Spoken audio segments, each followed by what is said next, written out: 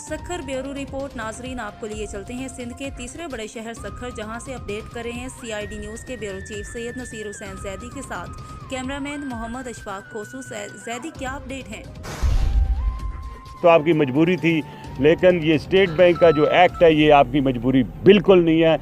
Rejected because it is against the national interest. Imran Khan को कहते हैं अच्छा सर, स्ट्रांग होती और वो सही एक्शन लेती और अवामी एक्शन लेती और अवाम के जो इश्यूज़ हैं, प्रॉब्लम्स हैं, जो मसाइल हैं, उनको सामने लेके खड़ी हो जाती, तो ज़रूरत नहीं थी किसी को आगे चले, क्योंकि पार्लियामेंट कमज़ोर है तो अवाम भी कमज़ोर है। तो जिस तरह तंज़िया कार कहते हैं, दोस्त हैं अच्छे हैं, वो लॉन्ग मार्च करते हुए लॉन्ग से लॉन्ग मार्च हो गई और मेरी समझ में अभी भी नहीं आ रहा। आप भी थोड़ा सा सोच लें और मेरी को मदद कर दें कि अगर आपने महंगाई के ख़िलाफ़ कोई करनी है कोई भी मार्च, तो कभी 4 महीने हुकूमत को किसी ने दिए हैं? बैकडोर तो ये 4 बहरहाल अगर आप कुछ कहना चाहते हैं तो अगर मैं अपनी असेसमेंट के मुताबिक मेरी पर्सनल कैपेसिटी में कहूँ तो हो सकता है कहीं थोड़ी बहुत कहीं हवा का झोंका आया हो, कोई अंडरस्टैंडिंग पार्टी के ज़्यादा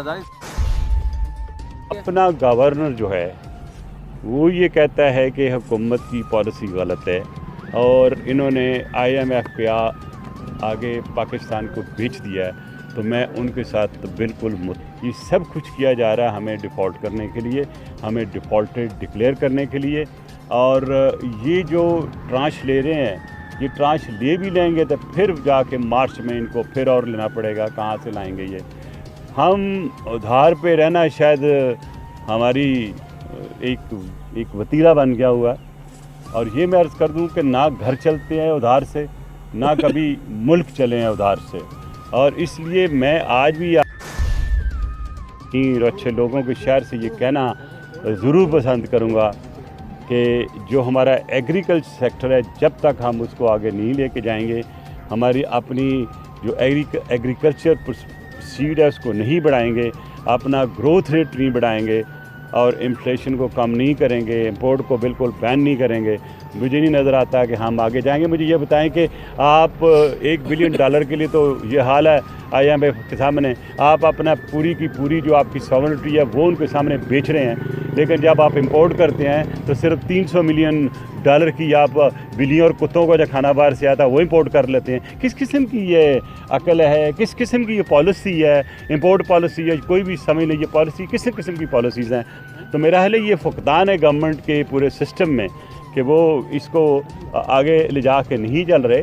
और एक चीज़ जो मैं देखता हूँ कि मुझे कन्फ्यूजन नज़र आ रही है बहुत सारी, और वो कन्फ्यूजन आपको हुकूमत में भी नज़र आएगी, आपको अपोजिशन में भी नज़र आएगी, आपको इस्लामाबाद में भी नज़र आएगी। किसी कैपिटल में चले जाए ये कन्फ्यूजन ख़त्म होती हुई नज़र नहीं आ रही। काम को मैं समझता हूँ कि उसकी वजह यह है कि हमारी पार्लियामेंट कमज़ोर है। मैं देखें जी, परसों चौथ से चल रहा है और ये बातें चलती रहेंगी, इसलिए कि मैं समझता हूँ कि अगर किसी से किसी की बात हो रही है, किसी को इतराज़ नहीं होना चाहिए। अगर मियाँ नवाज शरीफ साहब या उनकी पार्टी कर रही है तो वो भी देख ले थोड़ा सा पास्ट। अगर इमरान खान साहब देख लें तो भी थोड़ा ज़रूर नज़र मार के पीछे देख लें।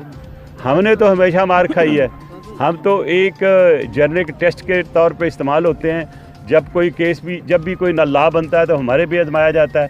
आपने जैसे मैंने पहले कहा कि जिस तरह आसिफ अली जरदारी साहब के साथ ज़्यादती हुई, जिस तरह उनके ख़िलाफ़ केसेस बने और जिस मुश्किल तरीन हालात से वो गुज़रे, उनकी बहन को भी जेल में रखा गया। हालांकि हमारा भी और हर एक का असूल ये था कि लेडीज़ को अवॉइड करें, और जिस तरह मोहतरमा फ़याल तालपुर साहिबा को जेल में रखा गया वो भी आपके सामने है।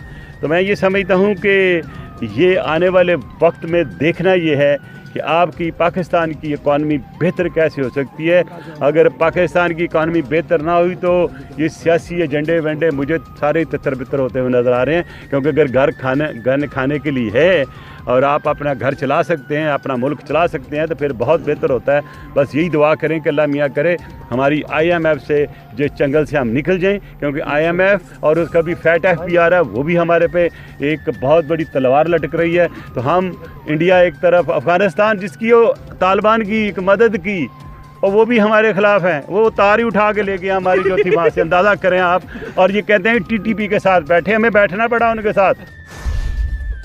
तो वाक़यात को देखें और जो सिचुएशन चल रही है, जिस अंदाज से महंगाई में लोग पिस रहे हैं, मेरा फर्स्ट क्वार्टर जो है वो गवर्नमेंट के लिए भी ख़तरनाक है और आवाम के लिए भी मैसेज को इतना अच्छा नहीं है क्योंकि महंगाई बढ़ेगी।